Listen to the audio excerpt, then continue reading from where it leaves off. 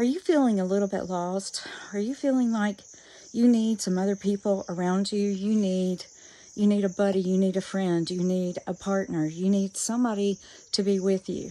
Let me talk to you about what nature is teaching me here in Kenya. This morning on our safari ride, what I learned was we had a really big group, a herd of zebras and giraffes. And they're called towers when they're not moving. When the giraffes are not on the move, they're called towers. And they were all eating and grazing together. Very symbiotic relationship they had. What I learned was that they use each other's skills. The giraffe is the best seeing animal in Africa. And zebras hear very well. So they can see and hear the prey. This is why we are not meant to be alone. Consider that when you think about how great being alone is.